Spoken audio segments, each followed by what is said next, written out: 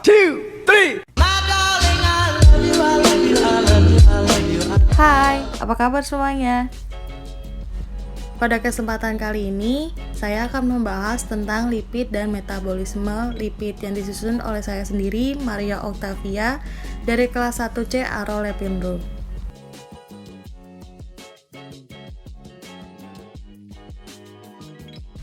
Materi kali ini saya ambil dari jurnal Stephen J. Flisler, Dewan Direksi 1 Layanan Penelitian, Administrasi Veteran Western New York Healthcare System, dan Departemen Oftalmologi Rose Eye Institute dan Biokimia, Universitas di Buffalo atau The State University of New York, Buffalo. Dari jurnal tersebut dapat disimpulkan bahwa mata vertebrata atau mata bagian dalam adalah organ sensori kompleks yang terdiri dari banyak jaringan yang berbeda, serta komposisi pada mata vertebrata adalah biokimia, struktur, dan fungsi fisiologis yang unik. Bagian yang berperan yaitu retina, lensa, dan kornea yang bekerja bersama untuk membawa foton cahaya ke mata, memfokuskan pada retina dengan benar dan mengubah energi menjadi sinyal elektrokimia yang dikirim ke otak dan diolah menjadi gambar visual yang koheren. Pada jurnal penelitian terdahulu hanya membahas lipid klasik. Lipid yang larut dalam lemak menjadi bagian penting yang menentukan terbentuknya mata dan cacat mata. Pada penelitian terbaru merupakan pengembangan dari lipid klasik yang membahas secara detail dan terperinci tentang lipodomik, metabolomik, dan lipid dependent. Selanjutnya yaitu lipid, jurnal penelitian lipid yang akan memberikan gambaran umum tentang topik yang relevan dengan lipid dan metabolisme lipid di retina, lensa, dan kornea mata vertebrata. Maka lipid memiliki ciri, yaitu sebagai kelompok senyawa, contohnya lemak, lilin, sterol, vitamin yang mengandung A, D, E, dan K, sebagai molekul organik yaitu makromolekul, polimer, dan biomolekul yang larut dalam pelarut organik non-polar atau tidak larut dalam air yaitu polar. Selanjutnya, lipid bersifat hidrofob, tidak larut dalam air tetapi larut di pelarut non-polar seperti ether dan kloroform. Selanjutnya mengandung elemen karbon, hidrogen, dan oksigen, tetapi kandungan oksigen lebih sedikit dibandingkan dengan karbohidrat.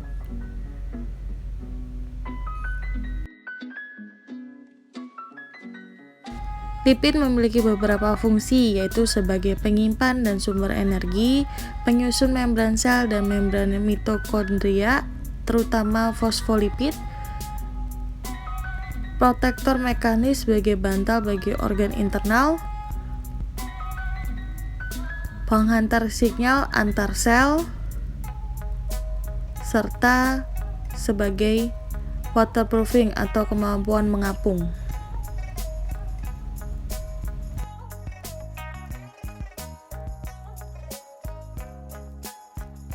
Lipid memiliki dua klasifikasi, yaitu yang pertama, lipid sederhana ester, asam-asam lemak dengan alkohol, yang contohnya yaitu sebagai lemak ester asam-asam lemak dengan gliserol atau trigliserida. Yang kedua yaitu lipid kompleks atau ester asam-asam lemak yang mengandung senyawa lain selain alkohol dan asam lemak. Contohnya yaitu fosfolipid, serupa dengan trigliserida, tetapi salah satu asam lemak diganti dengan gugus fosfat. Gugus fosfat sendiri bersifat polar sehingga dapat tertarik atau larut air, sehingga fosfolipid memiliki dua ujung yang berbeda sifatnya.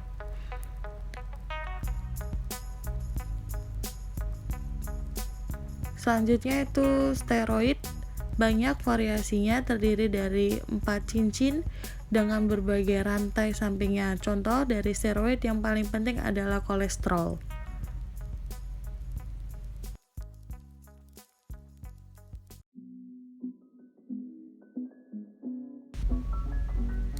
Dari jurnal penelitian lipid, Gambaran umum tentang topik yang relevan dengan lipid dan metabolisme lipid di retina, lensa, dan kornea mata vertebrata.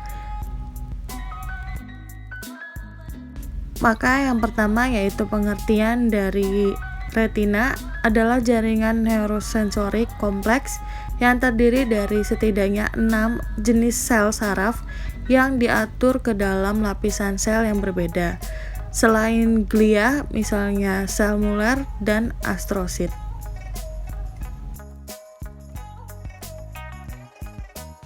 Untuk selanjutnya yaitu studi lipid dan metabolisme lipid di retina telah difokuskan pada proses penyakit yang disebabkan oleh kelebihan atau dalam beberapa kasus kekurangan spesies lipid tertentu dalam sel retina atau lingkungan ekstraseluler sekitarnya, sering mengakibatkan penghinaan toksik terhadap sel-sel ini dan disfungsi retina berikutnya, kematian sel, dan degenerasi retina progresif.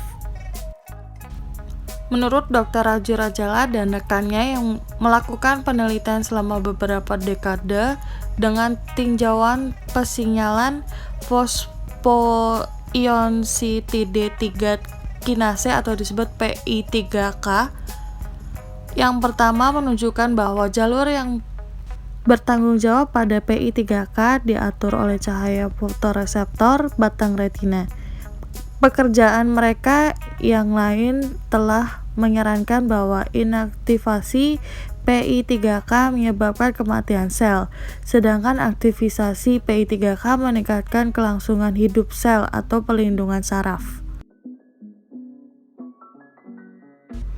Menurut Dr. Norma Giusto dan rekan kerja telah meninjau lipid, yaitu tingkat produk yang berasal dari lipid fosfatidilkolin atau PC dan asam fosfatidat atau PA serta diasylgliserol atau DAG dimodulasi secara berbeda oleh paparan retina terhadap cahaya, seperti aktivitas enzimatik dari enzim terkait, misalnya fosfolipase D, lipid fosfat, fostase, diaglycerida kinase, diasylglicerida lipase yang menghasilkan utusan kedua lipid.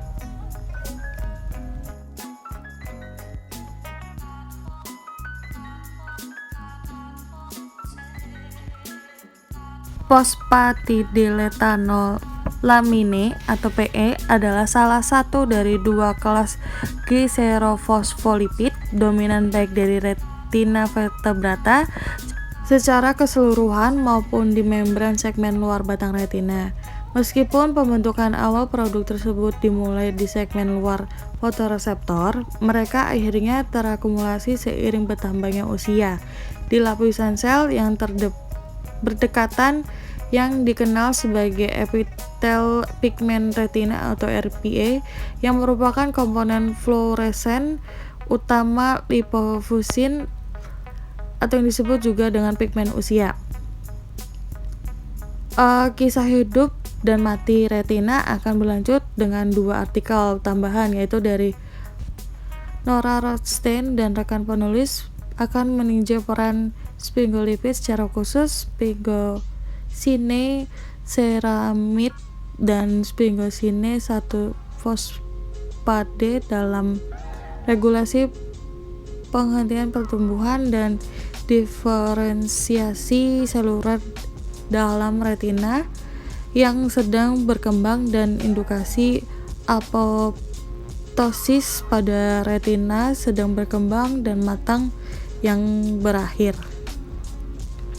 Yang selanjutnya itu dari Dr. Georgina Calandria dan Nicholas G. Basan akan fokus pada sintesis dan fungsi biologis potensial neuroprotein D1 atau NPD1, menunjukkan bahwa RPE mensintesis NPD1 dari asam DHA, asam lemak yang paling umum hadir dalam membran segmen luar fotoreseptor.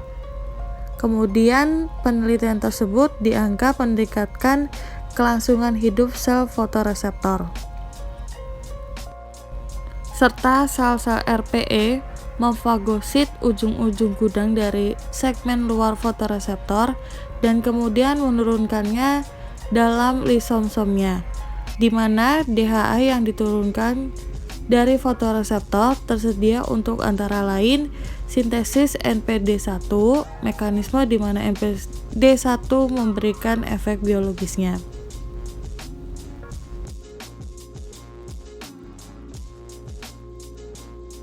Yang selanjutnya adalah aspek metabolisme kolesterol dan lipoprotein yang mengandung kolesterol dan transportasi di retina. Pengertian dari metabolisme lipid adalah metabolisme mencakup proses anabolisme dan katabolisme. Hati merupakan pusat metabolisme lipid yang bertanggung jawab dalam pengaturan kadar lipid dalam tubuh.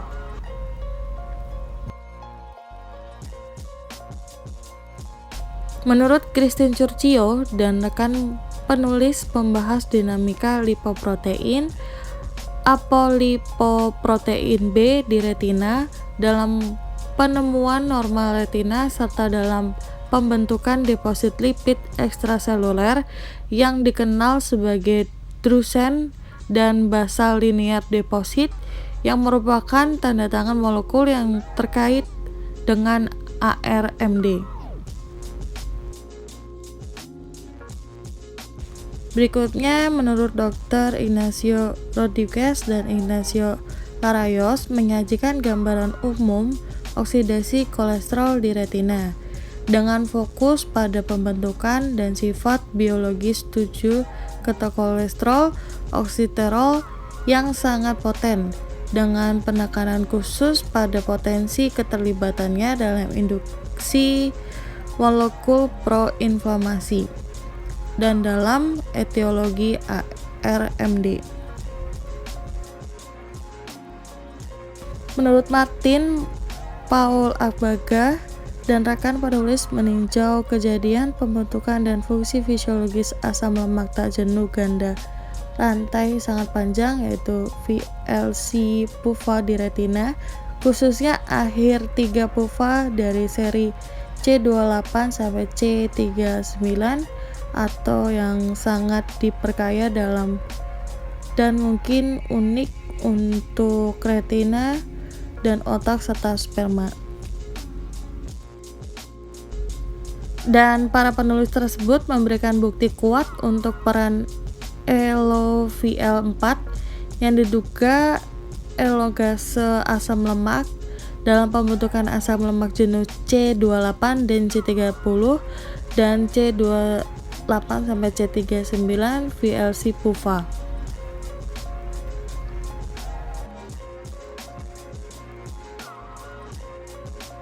Bukti selanjutnya yaitu dari laboratorium penulis serta dari yang lain menunjukkan bahwa mencegah pembentukan VLC PUVA ini menyebabkan kematian sel fotoreseptor. Karenanya VLC PUVA tampaknya melayani beberapa fungsi penting dalam fotoreseptor. Selanjutnya itu pengertian dari lensa. Lensa adalah elemen refraksi kedua dari sistem visual dan menjaga transparansi optik. Lensa sangat penting untuk penglihatan yang normal dan tidak terdistorsi. Jika transparansi terganggu, seperti terjadi selama pembentukan katarak, penglihatan menjadi terganggu juga. Lensa okuler adalah jaringan unik dalam tubuh. Sepenuhnya avakuler, tidak memiliki pensyarafan, dan sebagian besar sel penyusunnya disebut sel serat lensa. Tidak memiliki organel yang pada dasarnya terdiri dari membran plasma yang membungkus sitoplasma.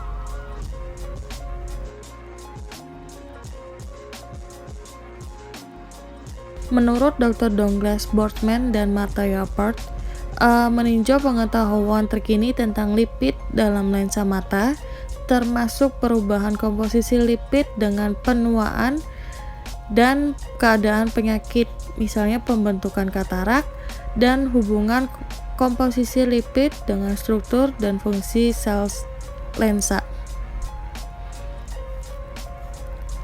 Selanjutnya, pengertian kornea adalah jaringan mata paling luar dan berfungsi sebagai penghalang pelindung untuk jaringan internal mata yang lebih halus seperti retina. Selanjutnya, sekitar 2/3 dari total daya refraksi mata disebabkan oleh kornea. Integritas fisik, kejernihan optik, dan kelengkungan kornea yang benar sangat penting untuk penglihatan mata normal. Menurut Dr. Shachi Dananda dan Haide Bazan akan menyajikan gambaran tentang mediator lipid yang terlibat dalam mekanisme cedera dan perbaikan di kornea.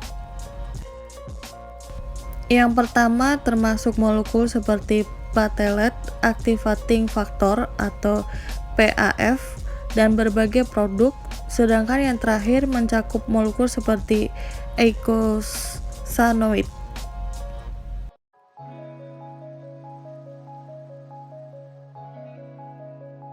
Untuk pembahasan terakhir yaitu tujuan jurnal lipid dan metabolisme lipid.